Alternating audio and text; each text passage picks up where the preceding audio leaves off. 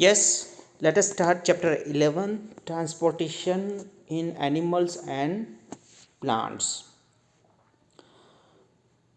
Transportation जो topic है actual में वैसे transportation means to move from one place to another place, but here it is not the whole body but it is the some part of the body or within the body something is moving, something is transported. एक जगह से दूसरी जगह body का अंदर वाला part है, मतलब अब ऑर्गेनिज्म आई मीन ऑर्गन्स नहीं ट्रांसपोर्ट हो रहे हैं, वो भी बता दो. I mean actually it is the blood, it is the food, it is the oxygen that is moving in our body. ठीक है, तो स्पेशली मैं बता दूं फूड जो है वो मूव कर रहा है, ब्लड मूव कर रहा है, ऑक्सीजन या कार्बन डाइऑक्साइड जो है गैसेस वो मूव कर रहे हैं. ठीक है, वो पूरा चैप्टर है यहाँ पे एनिमल्स एंड प्लांट के अंदर. सो एक चीज़ समझ लो यहाँ पे व्हाट इज़ दिस इम्पोर्टेंस. पहली बात तो ट्रांसपोर्टेशन है क्या, क्यों ज़रूर है. सो देखो हम लोग जो पूरा अगर बॉडी देखेंगे ना तो हमारा बॉडी में एक्चुअल में होता क्या है, सब जगह सेल्स है, बॉडी सेल्स है.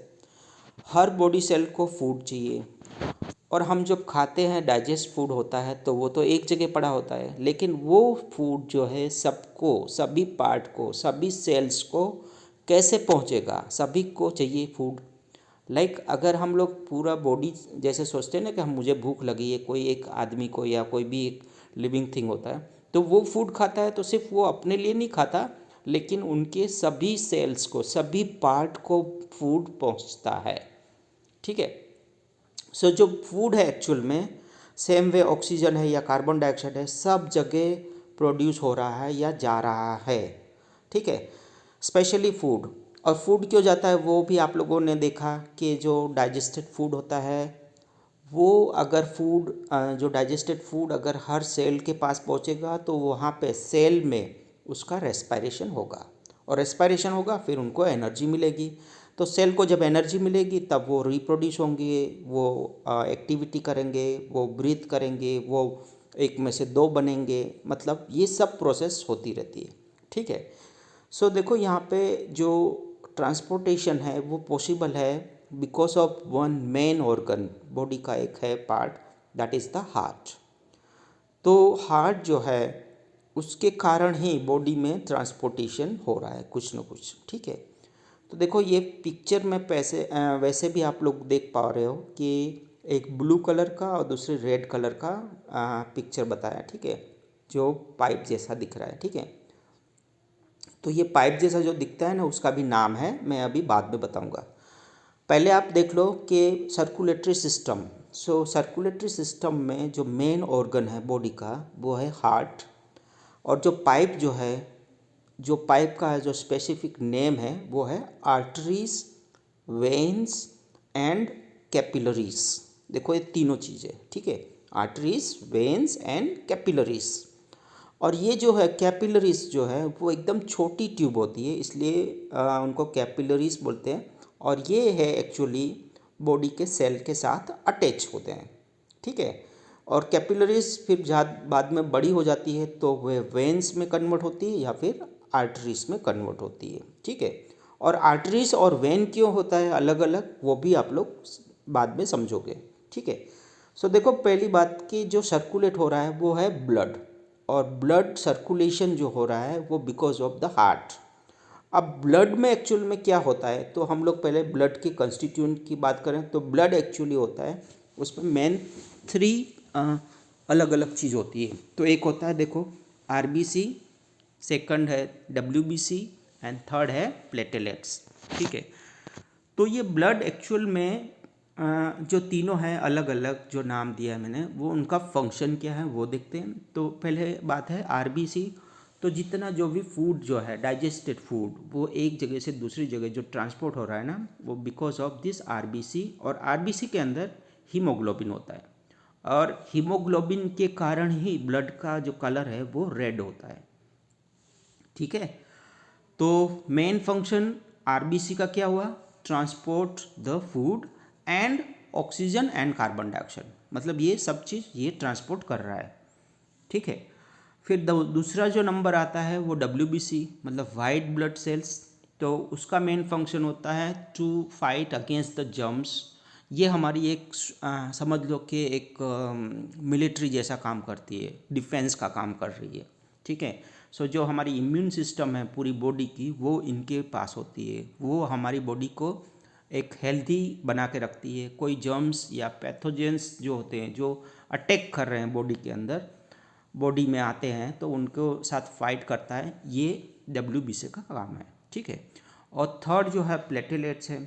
सो मान लो कहीं अगर बॉडी में कट होता है तो ब्लड फ्लो बाहर होने लगता है, तो वो स्टॉप करने के लिए अगर ब्लड बाहर चला जाएगा तो आदमी मर जाता है या कोई भी एनिमल होगा वो डाई हो जाएगा। तो वो ना हो इसलिए प्लेटेलेट्स होते हैं जो स्टॉप कर देता है, उनको एक फ्यूज़ कर देता है। मतलब जैसे हवा में आते हैं ना, बाहर निकलता है ब्लड, तो एक वेल्डिंग जैसा या सोल्डरिंग जैसा कुछ होता है जो प्लेटेलेट्स जो है उसी के लिए काम करता है। तो वो है उसको स्टॉप कर देता है फ्लो होने से, ठीक है। चलो ये तीनों ब्लड के बाद अब बात करते हैं ब्लड वेसल्स। तो वेसल्स में एक आर्टरीज एंड वेन्स होती है। आर्टरीज एंड वेन दोनों अलग अलग नाम इसलिए दिया है क्योंकि दोनों का फंक्शन अलग है। आर्टरीज में एक्चुअल में जो प्योर ब्लड होता है, प्योर ब्लड का मतलब ये है कि जिसमें ऑक्सीजनेटेड ब्लड, जिसमें फूड जो डाइजेस्टेड फूड होता है वो ट्रांसपोर्ट होता है एक जगह से दूसरी जगह, ठीक है। मतलब ये कि जो हमारा काम की चीज़ जितनी है, जो इम्पोर्टेंट फूड है या ऑक्सीजन है या गैसेस है, हर बॉडी के सेल पे जो पहुंचाता है वो आर्टरी करती है। मतलब ये कि लंग्स से अलग अलग पार्ट बॉडी के सेल्स में वो कनेक्टेड होती है और सभी सेल्स के यहाँ पे वो फूड और ऑक्सीजन सप्लाई कर रहा है। ये हो गया आर्टरीज। और जो वेन्स है वो एग्जैक्टली उल्टा काम कर रही है, तो हर एक बॉडी सेल से कनेक्टेड होती है और ब्लड जो है वो हार्ट के साथ कनेक्ट हो जाती है। मतलब हार्ट की ओर जो है ब्लड फ्लो होता है, मतलब रिवर्स डायरेक्शन में। देखो आर्टरीज में ब्लड हार्ट से बॉडी सेल की ओर होता है और वेन्स में बॉडी सेल से स्टार्ट होके और हार्ट की ओर ब्लड फ्लो होता है। और इनमें है ना बहुत सारे वाल्व्स भी लगे होते हैं जैसे कि वो रिवर्स ब्लड ना हो ऐसा, ठीक है। तो ये दोनों आर्टरीज एंड वेन का मेन काम है। और आर्टरीज वेन जो है वो छोटी छोटी कैपिलरीज के साथ भी अटैच होती है, उसके बाद वो सेल के साथ अटैच हो जाती है सॉरी। तो इस तरह हमारा जो ब्लड है वो पूरा आर्टरीज एंड वेन्स में फ्लो हो रहा है, ओके। जो डाइजेस्टेड फूड है वो सब डाइजेस्टेड फूड होने के बाद, मतलब जो एनर्जी रिलीज हो गई, मतलब रेस्पिरेशन हो गया, तो उसमें कार्बन डाइऑक्साइड भी प्रोड्यूस हो रहा है।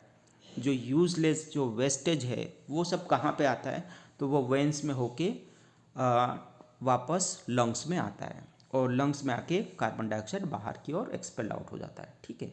ये हो गया सिस्टम। और जो ये पंपिंग जो कर रहा है हार्ट अपना, उसका एक रेट भी होता है। Rate means in a minute, एक मिनट में वो कितनी बार पंप कर रहा है। तो वो एक हेल्दी आदमी के लिए और नॉर्मल पोजीशन के लिए, नॉर्मल एक्टिविटी के लिए 72 से 80 टाइम्स वो बीट करता है अपना हार्ट, ठीक है। वो हम लोग हाथ के जो एक नस होती है वहाँ पे भी दबा के, रिस्ट के पास जो होती है वो भी प्रेस करके हम लोग काउंट कर सकते हैं। या फिर स्टेथोस्कोप जो होता है जो डॉक्टर यूज़ करते हैं, उनके मदद से भी हम लोग हार्ट के ऊपर रख के उसकी हार्ट बीट काउंट कर सकते हैं। तो डॉक्टर भी वही देखते हैं कि अगर हार्ट बीट कम या ज़्यादा है तो कुछ प्रॉब्लम है, ऐसा उनको पता चल जाता है, ठीक है। और ये वाला जो है पूरा डायग्राम जो बताया है वो सर्कुलेशन का है, सर्कुलेटरी सिस्टम का है। तो लंग्स है, उसके बाद हार्ट है, उसके बाद arteries and vein, and then it is the capillary. और कैपिलरीज है वो बॉडी के अलग अलग सभी सेल्स के साथ कनेक्टेड होते हैं, ठीक है। ओके, सो अब नेक्स्ट पार्ट है जो नेक्स्ट वीडियो में हम लोग देखेंगे।